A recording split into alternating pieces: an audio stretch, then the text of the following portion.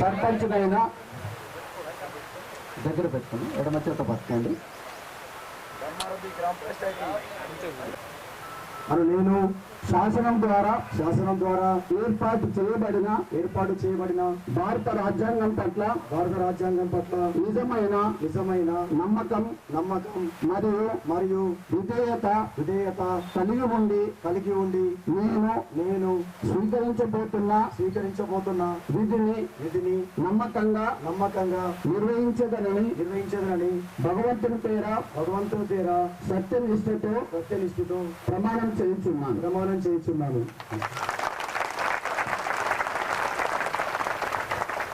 ఉప సర్పంచ్ గారిని ధర్మారం గ్రామ పంచాయతీ ఉప సర్పంచ్నైన మొహమ్మద్ సల్మాన్ అనే నేను శాసనం ద్వారా ఏర్పాటు చేయబడిన భారత రాజ్యాంగం పట్ల నిజమైన నమ్మకం మరియు విధేయత కలిగి ఉండి నేను స్వీకరించబోతున్న విధిని నమ్మకంగా నిర్వహించగలని భగవంతుని పేర సత్యనిష్టతో ప్రమాణం చేయుచున్నాను.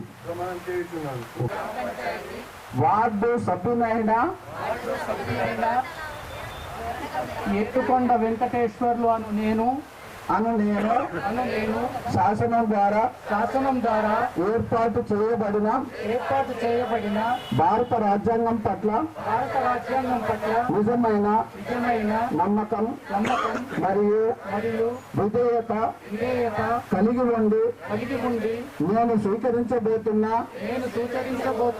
విధిని నమ్మకంగా నిర్వహించగలని భగవంతుని పేర సత్యనిష్టతో ప్రమాణం చేయించున్నాను.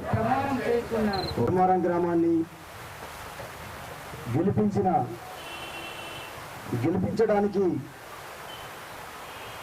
ఎమ్మెల్యే గారు అండదండలతోటి ఈరోజు సారి ముందు సర్పంచ్గా ప్రమాణ స్వీకారం చేసే అవకాశాన్ని ఇచ్చిన ముందుగా పెద్దలు భూపతి రెడ్డి సార్ గారికి, ఇంకా ఇక్కడ మండవ గారు మన మధ్య ఉండాల్సింది వ్యక్తిగత విషయాల కారణాల వల్ల సార్ బయటికి వెళ్ళారు. మండవ గారు ఆశీస్సు వల్ల ముఖ్యంగా ధర్మారంలో ప్రతి ఒక్క వాసు నుంచున్నాడు, మా ఇంట్లో వాసు నుంచున్నాడని నా మీద నమ్మకం ఉంచి ప్రతి ఒక్కళ్ళు నా గెలుపు కోసం కృషి చేసిన ప్రతి ఒక్క ధర్మారం కుటుంబ సభ్యులు అందరికీ వందనాలు. అంతేకాకుండా ఈరోజు అగ్రగ మహారాజులందరూ మా వార్డు సభ్యులు అందరికీ పేరున ధన్యవాదాలు తెలియజేస్తున్నాను. ఈరోజు ధర్మారం సర్పంచ్గా గెలిచింది వాసు కంటే కూడా ధర్మారం గెలిచింది. ధర్మారం ప్రజలు గెలిచారు. ఎందుకంటే ధర్మారంలో ఉంది నా ఒకటో కుటుంబం, కానీ ప్రతి ఒక్క కుటుంబంలో మా కుటుంబ సభ్యుడు, మా అన్న, మా తమ్ముడు అని నాకు ఇంత ఆదరణ ఇచ్చారు. ధర్మారం చరిత్రలోనే ఇంత భారీ మెజారిటీ, ఇన్ని భారీగా వార్డులు ఎవరు కూడా ఇంతవరకు గతంలో కూడా రాలేదు. ఆ అవకాశం ఇచ్చిన మా ధర్మారం గ్రామ ప్రజలకి ఎల్లవేళలా అందుబాటులో ఉంటూ వాళ్ళు అడిగిన దానికంటే ముందు నేనే వాళ్ళ దగ్గరికి వెళ్ళి పని చేస్తానని, దాంట్లో కూడా గ్రామ ప్రజలు కూడా సర్పంచ్ ఎలక్షన్ అయిపోయి వాళ్ళకి పన్నపోయిపోయిన కాకుండా మీరు కూడా భాగస్వామ్యం కండి.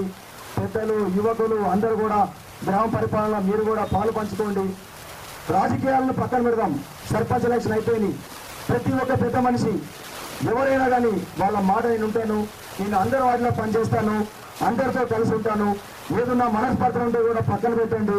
ధర్మార అభివృద్ధిలో మీరు కూడా పాలు పంచుకోండి, మీ మాట నిలబెట్టడానికి ప్రయత్నం చేస్తాను, మీ సహకారం నాకు ఇవ్వండి అని ధర్మారం గ్రామ ప్రజలకి మనస్ఫూర్తిగా వేడుకుంటున్నాను.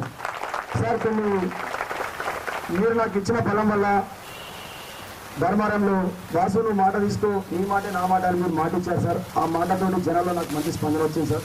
కొన్ని అక్కడక్కడ మేము కొన్ని వాళ్ళకి మాట ఇవ్వడం సార్. అది మా గ్రామ పంచాయతీ వార్డు అందరం కలిసి వచ్చి మీకు లెటర్ వారిస్తాం సార్.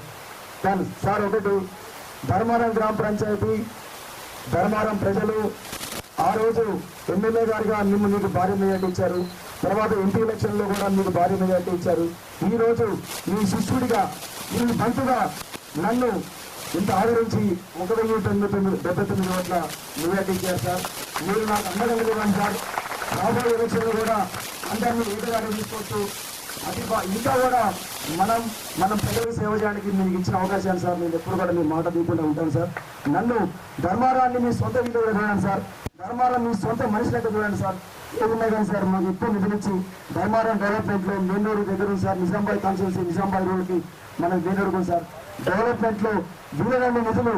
ఎందుకంటే సార్ ఇప్పుడు ఇంతమంది నాకు ఓటేసింది కూడా ఎమ్మెల్యే సార్ గారికి బాసు దగ్గర మనిషి నిధులు తీసుకురాగలుగుతాడు, గతంలో కంటే కూడా ఎక్కువ నిధులు తీసుకురాగలుగుతాడు అనే ఉద్దేశంతో నాకు వీళ్ళందరూ ఓట్లేసి ఆశీర్వదించారు సార్. ఆ మాట నిలబెట్టాను సార్. ఈ మాట నిలబెట్టాను సార్. అందరికీ ధర్మారం గ్రామ అందరికీ పాదాభివందనాలతో సార్కి ముందుకెళ్లాల్సిన అవసరం ఉంది కాబట్టి ఇంతటితో ముగిస్తున్నాను. నాకు సహకరించిన వార్డు సభ్యులందరికీ, ప్రతి వార్డులో ఉన్న పెద్దలందరికీ పాదాభివందనాలు. జై ధర్మారం, జై యువత.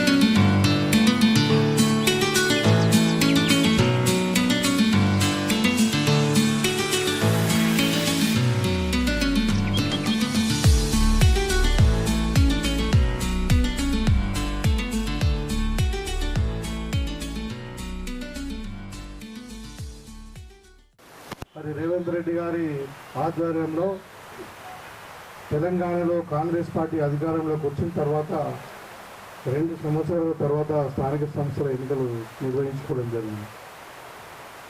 మరి ఆ స్థానిక సంస్థలలో ధర్మారం గ్రామం అత్యధిక మెజారిటీతో ఒక యువకుడిని మీకు గ్రామ ప్రథమ పౌరుడిగా ఎన్నుకున్నటువంటి ధర్మారం గ్రామ ప్రజలకు, యువకులకు, పెద్దలకు, మరి మహిళా సోదరులు, మా అక్క చెల్లెలందరికీ ప్రత్యేకమైన ధన్యవాదాలు. అదేవిధంగా ఇవాళ ఎన్నికైనటువంటి వాసు గారికి, అదేవిధంగా ఉప సర్పంచ్ మహమ్మద్ సల్మాన్ గారికి, మరి వార్డు సభ్యులు అందరికీ పేరు పేరున, తర్వాత కాంగ్రెస్ శ్రేణులైనటువంటి మన మండల పార్టీ అధ్యక్షుడు అమృతాపూర్ గంగాధర్ గారు, అదేవిధంగా మన బ్లాక్ కాంగ్రెస్ అధ్యక్షుడు కొలసాని శ్రీనివాస్ గారు, అదేవిధంగా పెద్దలు మరి మురారి గారు, మీ అదేవిధంగా మరి రామకృష్ణ గారు, మరి పున్నారావు గారు, అదేవిధంగా మురళి, మరి ఇంకా రామచంద్ర గౌడ్, మరి మహమ్మద్ ఇర్ఫాన్, ప్రవీణ్ గారు, పేరు పేరున అందరూ కూడా చాలామంది ఉన్నారు. అందరికీ గ్రామ పెద్దలారా, మరి ముఖ్యంగా పత్రికా విలేకరులు అందరూ కూడా నా యొక్క నమస్కారాలు, శుభాభివందనాలు.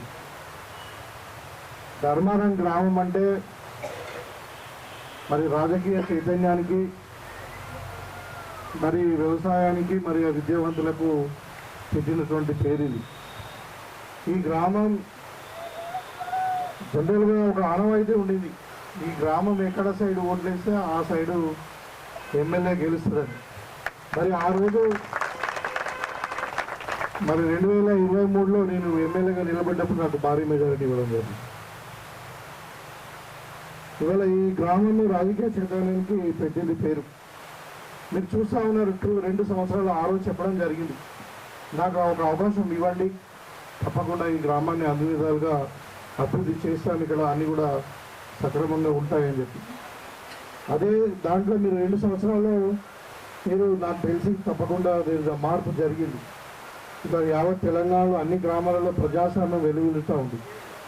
ఇవాళ ప్రజాపాలనతో మరి ప్రజాస్వామ్యంగా ఎన్నుకోబడినటువంటి యువకులు కానీ అందరు కూడా ఇవాళ మనకు ప్రజాప్రతినిధులుగా, మరి గ్రామ సర్పంచులుగా, వార్డు మెంబర్స్గా, ఉప సర్పంచులుగా వాళ్ళు ఇవాళ ప్రమాణ స్వీకారం తీసుకుంటా ఉన్నారు.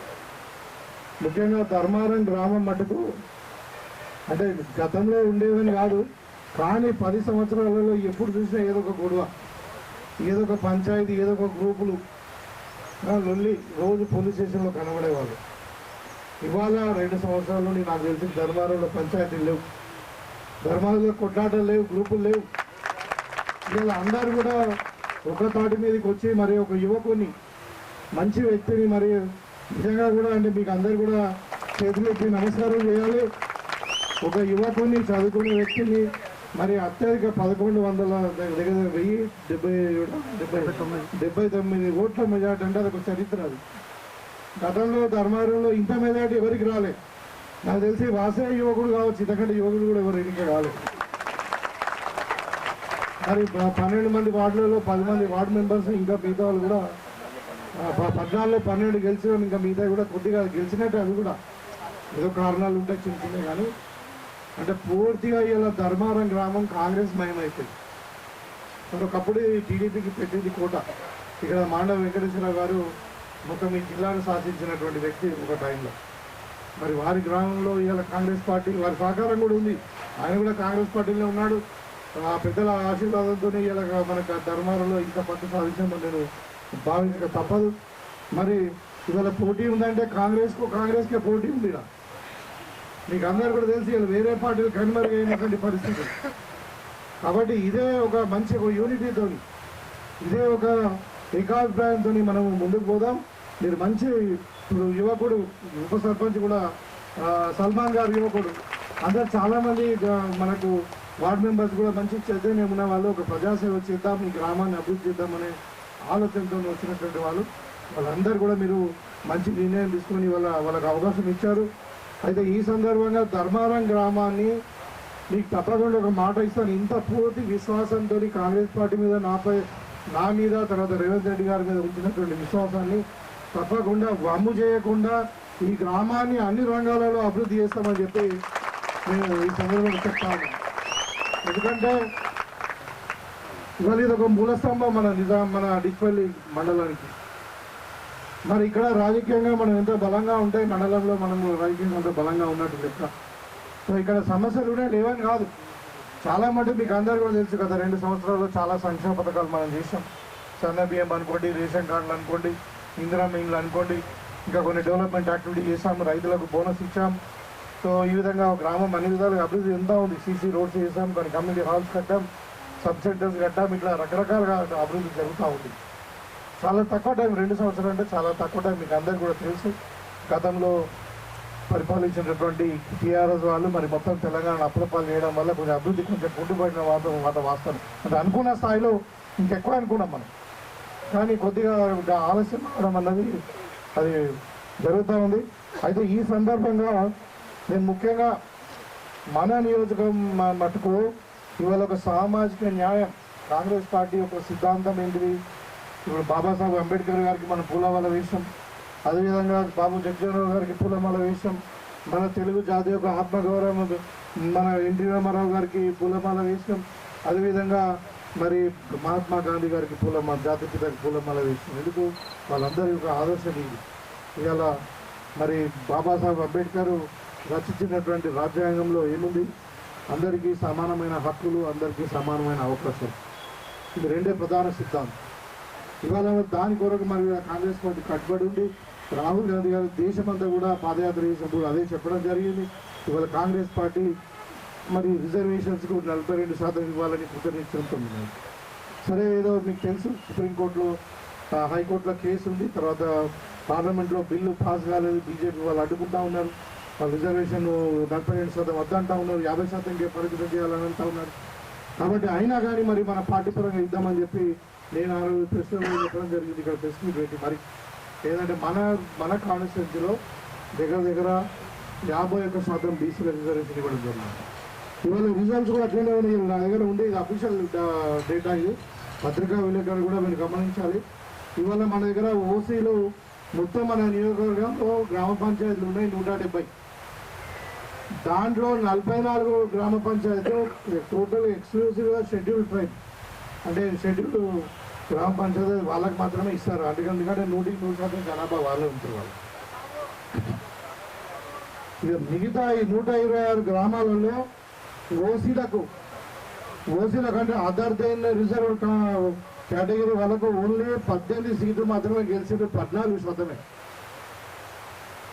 అదేవిధంగా బీసీలు 50%, 63 మంది బీసీ మరి సర్పంచులు మన నియోజకవర్గంలో గెలిచింది. అదేవిధంగా ఎస్సీలు 19%, 24 మంది గెలిచింది. తర్వాత ఎస్టీలు 21%, 17%. వాళ్ళకి 10% రిజర్వేషన్ ఇవ్వాలి. ఈ 44 కాకుండా ఇంకా 17% ఎస్టీలు గెలిచింది. ఈ విధంగా అంటే మొత్తం సామాజిక న్యాయం వెల్లువిరుస్తూ ఉంది కదా మన నియోజకవర్గంలో. చెప్పిన దానికంటే 42% అన్నా కానీ ఇవాళ 50% కంటే పైన రిజర్వేషన్ ఇచ్చిన బీసీలకు. తర్వాత నిజంగా కూడా వాళ్ళ చైతన్యంతో గ్రామాలలో ఇవాళ గెలిచి మరి 126 గ్రామ సర్పంచుల పదవులలో మరి 63 మంది బీసీలు ఇవాళ గెలిచి. ఇది నిజామాబాద్ రూరల్ ప్రజల యొక్క చైతన్యానికి మరి పేరు. అదేవిధంగా ఇవాళ చూస్తూ ఉంటే మీరు ఎన్నికలు గమనిస్తూ ఉంటే మనకు మొత్తం కూడా పోలైన ఓట్లలో మనకు 60% కాంగ్రెస్ పార్టీకే పడ్డాయి. 100కి 60% కాంగ్రెస్ పార్టీకే పడ్డాయి. ఇవాళ మళ్ళీ మీద టీఆర్ఎస్ వాళ్ళకు ఒక 18%, బీజేపీ వాళ్ళకు 13%, ఇతరులకు 8% పడ్డాయి. ఈ విధంగా లెక్క అంటే అఫీషియల్ డేటా చెప్తున్నాను మీడియా వాళ్ళ కొరకు. అంటే ఈ విధంగా కాంగ్రెస్ పార్టీ ఈరోజు నిజామాబాద్ రూరల్లో తిరుగులేని శక్తిగా 100కి 60% జనాభాలో ఓట్లు సాధించుకొని ఒక తిరుగులేని శక్తిగా ఎదిగింది. అది ఎట్లా ఎదిగింది అంటే మీ సహకారంతో, మీ యొక్క కోఆపరేషన్తో. కాబట్టి వల్ల మీకు అందరు కూడా మరి కాంగ్రెస్ పార్టీ ఏదైతే అప్పుడు ఎన్నికల కంటే ముందు చెప్పిందో 6 గ్యారంటీలు కావచ్చు, మరి రైతులకు మరి బోనస్ విషయంలో కావచ్చు, విద్యుత్ విషయంలో కావచ్చు, మరి ఎంప్లాయ్మెంట్ జనరేషన్లో కూడా ఇలా విద్యార్థులందరూ కూడా మన ఉద్యోగం కల్పిస్తూ ఉన్నాం. కాబట్టి గ్రామంలో అంటే స్వయం పరిపాలన రూపొందించి మరి ఇక్కడ ప్రజాస్వామ్యాన్ని వెళ్ళేటట్టు మీరు చూసిన గతంలో రండి, ఇవాళ గ్రామాలలో మీరు చూసిరు ఎక్కడ కూడా మరి ప్రజాస్వామ్యం వెలువెళ్తూ ఉంది, సామాజిక న్యాయం జరుగుతూ ఉంది. ఇవాళ రాష్ట్రంలో కూడా మనం ఆ గడిల పాలన బద్దల కొట్టి ఇవాళ మనం సెక్రటేరియట్ కూడా అందరికీ అందుబాటులో తెచ్చినాం. ప్రజాభవన్ చేసినాం, ప్రగతి భవన్ను కేసీఆర్ను మరి మన దళిత బిడ్డ అయినటువంటి డిప్యూటీ ముఖ్యమంత్రి గారికి అలాట్ చేయడం జరిగింది. ఈ విధంగా ఇలా మరి ఎక్కడ పోయినా కానీ మీకు ధర్నా చౌక్ ఓపెన్ అయింది అంటే మనం ఏదైనా అవసరం ఉంటే మనము ప్రభుత్వాన్ని నిల్వ చేయడం కానీ ఇంకేదైనా కానీ ఇక్కడ కూడా నిర్బంధం లేదు, ఇక్కడ కుటుంబ పాలన లేదు, ఇక్కడ అవినీతి లేదు. మరి వాళ్ళ ఈ విధంగా నిజంగా ఇందిరమ్మ పాలన తీసుకొస్తా ఉన్నాం. మరి ముఖ్యంగా మహిళలకైతే ఇంకా పెద్దపీట వేస్తూ ఉన్నాం. ఇలా 0 వడ్డీ రుణాలు ఇస్తూ ఉన్నాం. మీకు అందరికీ గతంలో చెప్పారు, చాలామంది అన్నారు వీళ్ళు చెప్తారు కానీ చేస్తారా అని అన్నారు. ఇలా చేసి చూపిస్తూ ఉన్నాం. ఇవాళ రేషన్ కార్డులు మహిళలకు ఇచ్చినాం, ఇందిరమ్మ ఇండ్లు మహిళల పేరు మీద ఇచ్చినాం. ఇలా ఆర్టీసీ బస్సు ఉచిత ప్రయాణం కావచ్చు, 200 యూనిట్ల కరెంటు కావచ్చు, ఇవన్నీ కూడా గతంలో చెప్పినవే ఇవాళ చేస్తూ ఉన్నాం. ఇవాళ కొంతమంది మాట్లాడుతూ ఉన్నారు, ఇవాళ కేసీఆర్ అంటున్నాడు 2 ఏళ్ళు ఫామ్ హౌస్లో అన్నాడట, ఇవాళ లేచిందంటే ఇక లేచి మీ తడాక చూస్తా అంటున్నాడు. అంటే మరి అంటే ఈ 2 సంవత్సరాలు ఎందుకు ఫామ్ హౌస్లో అన్నట్టు అంటే ఇవాళ ఇప్పుడు మచ్చపల్లిలా ఉంటాడు సన్నం, ఆయన అంటే మా తడాక చూస్తాడు. అంటే ఆరోగ్యం బాగాలేదు, మంచిగా 3 పూటలు తాగి తిని ఫామ్ హౌస్లో అనుకోకపోతే కేసీఆర్ గారు మీరు మీ ఆరోగ్యం కాపాడుకోండి, మీ కుటుంబం ఆల్రెడీ విచ్ఛిన్నం అయిపోతున్నది, బిడ్డ కుమ్మకన కొడుకు కుమ్మకన అల్లుడు కుమ్మకన కొట్లాడుకుంటున్నారు. రాజకీయంగా కాదు, అది ఆస్తి పంపకాలలో మీరు పొరపాటున అనుకున్నారు కవిత ఏదో సాధిస్తాం ప్రజల కొరకు మాట్లాడుతుందని. మీరు అనుకోకండి, ఆయన బాగా సంపాదించాడు కాబట్టి అన్నయ్యకి ఎక్కిస్తున్నాడు నాకు తక్కిస్తుందని చెప్పి కొట్లాడారు. కానీ ఆస్తి పంపకాలు దాని ప్రజల గురించి కాదు. ఇలా డే లైట్ రాబరీ చేసి వాళ్ళు తెలంగాణ 10 ఏళ్ళు. డే లైట్ రాబరీ అంటే తెలుసు కదా, అంటే చాలా మంది మీరు అంటే చిన్న దొంగతనాలు చేసేవాళ్ళు జనరల్గా రెక్కింగ్ చేస్తారు.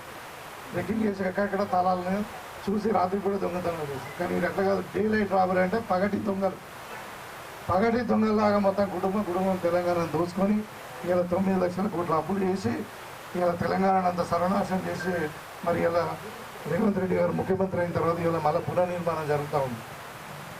ఇలా తెలంగాణ పునర్నిర్మాణం జరుగుతూ ఉంది. ఇలా మనం చూడండి, ఇలా తెలంగాణ యూనివర్సిటీ రాజశేఖర రెడ్డి గారు స్థాపిస్తే 10 సంవత్సరాలు రూపాయి ఇచ్చిన పాపన పోలేదు. ఇలా పిల్లలు చదువుకుంటారని చెప్పి ఇలా మనం ఇంజనీరింగ్ కాలేజ్ తెచ్చుకున్నాం, అగ్రికల్చర్ కాలేజ్ తెచ్చుకున్నాం. అక్కడ ఇలా ఒక సైన్స్ ల్యాబ్ తయారవుతూ ఉంది. ఇలా ఎస్సీలకు సంబంధించిన హాస్టల్స్ రెడీ అవుతూ ఉన్నాయి 10 కోట్లతో. ఇవాళ ఆ విధంగా ఇంకొక 40 కోట్లు కూడా ఆడిటోరియం కూడా వస్తూ ఉన్నది. ఈ విధంగా అంటే ఒక రకంగా కాదు, ఇప్పుడు వాళ్ళకు విద్యార్థులకు చదువుకోవడానికి ఫెసిలిటీస్ ఇస్తూ ఉన్నాము. యంగ్ ఇండియా స్కూళ్ళు, తర్వాత స్కిల్ యూనివర్సిటీలు, స్పోర్ట్స్ యూనివర్సిటీలు మనం పెట్టుకుంటాము. గతంలో యూనివర్సిటీలో వైస్ ఛాన్సలర్లు లేకుండే. సో ఈ విధంగా ఎడ్యుకేషన్లో కానీ మరి మహిళలకు కానీ రైతులకు కానీ అన్ని విధాలుగా అంటే అన్ని రంగాలలో ఒకవైపు సంక్షేమం ఒకవైపు అభివృద్ధి మరి చేసుకుంటూ ఇవాళ తెలంగాణ నంబర్ 1 రాష్ట్రంగా భారతదేశంలో పెంపించడానికి మన ముఖ్యమంత్రి గారు శాయశక్తిగా కృషి చేస్తూ ఉన్నారు. మీరందరూ కూడా చూసి మన హైదరాబాద్లో గ్లోబల్ సమ్మిట్ జరిగింది. దగ్గర 5 లక్షల కోట్ల రూపాయలు ఎంఓయూస్ అయి మన హైదరాబాద్ పెట్టుబడులు వస్తూ ఉన్నాయి, మన పిల్లలకి ఉద్యోగులు వస్తాయి అక్కడ. కాబట్టి ఈ విధంగా తెలంగాణ నంబర్ 1 రైజింగ్ తెలంగాణ పేరు మీద స్లోగన్తో మనము 2047 అంటే 2047 వరకు ఒక విజన్ పెట్టుకోవాలి. ఎందుకంటే 100 సంవత్సరాలు అప్పుడు మనకి స్వాతంత్రం వచ్చి 100 సంవత్సరాలు 47 అవుతుంది కాబట్టి అప్పటి వరకు ఒక విజన్ పెట్టుకొని తెలంగాణను నంబర్ 1 రాష్ట్రంగా తీర్చిదిద్దాలని చెప్పి మరి $3 ట్రిలియన్ ఎకానమీతోని విజన్తో మనం ముందుకు పోతా ఉన్నాం. ఈయనేమో ఫామ్ హౌస్లోకి లేచి ఇప్పుడు మీ సంగతి చూస్తాను ఏం కూడా చూస్తారండి. ఇప్పుడు బీజేపీ వాళ్ళు రావంటే మ్యాక్సిమం అంటే వాళ్ళు అక్షంతలు పంపిస్తారు, ఇక మనం నిధులు తీసుకొని చేసేది మనాలి, అంతకంటే ఏం చేసేది లేదు. మేము మా రామ భక్తులు మనము, వాళ్ళు కాదు, వాడి మోడీ భక్తులు వాళ్ళు, అదంతా దైవ భక్తులు మనం. కాబట్టి ఇలాంటి డ్రామాలు మా ధర్మాన గ్రామంలో కానీ మా నిజామాబాద్ ఊరిలో పనిచేయాయి. కాబట్టి ఇక్కడ బాగా చైతన్యమైనటువంటి ప్రజలు, ప్రేమతో కూడుకున్నటువంటి ప్రజలు మరి వీళ్ళందరూ మాట మీద ఉండేవాళ్ళు. కాబట్టి మరి యువకుడికి ఇక్కడ పట్టం కట్టారు. తప్పకుండా ఈ గ్రామాన్ని ఆదర్శ గ్రామంగా మరి అన్ని రంగాలలో ముందుకు తీసుకుపోదామనే ఉద్దేశంతో మరి ఇవాళ ఫస్ట్ ఇవాళ 170 గ్రామాలలో మరి సర్పంచులు అందరూ కూడా ఏమంటారు ఈ ప్రమాణ స్వీకారం చేస్తూ ఉన్నారు. కానీ ఇలా మొట్టమొదటిసారి ఫస్ట్ డే నేను ధర్మానికి ఎందుకు వచ్చినాం, ఇక్కడ ఉన్నటువంటి ప్రజల మీద ఒక అభిమానం, గౌరవం. కాబట్టి దాన్ని మీరు కూడా వమ్ము చేయకుండా మరి వాసుకు అన్ని విధాలుగా సహకరిస్తూ వీళ్ళ కార్యవర్గం ఉంది, తమ్ముడు సల్మాన్ కానీ తర్వాత వీళ్ళందరూ కార్యవర్గం వార్డు సభ్యులు అందరూ కూడా మీకు సేవ చేస్తారు. వారందరూ కూడా సహకరించి మన గ్రామాన్ని ఇంకా ముందుకు తీసుకోవాలని చెప్పి కోరుకుంటూ మరి ఇక్కడ ప్రమాణ స్వీకారం చేసినటువంటి సర్పంచ్ గారికి, ఉప సర్పంచ్ గారికి, వార్డు మెంబర్స్ మరొకసారి కృతజ్ఞతలు, ధన్యవాదాలు పెట్టుకుంటూ సెలవు ఇస్తున్నాను.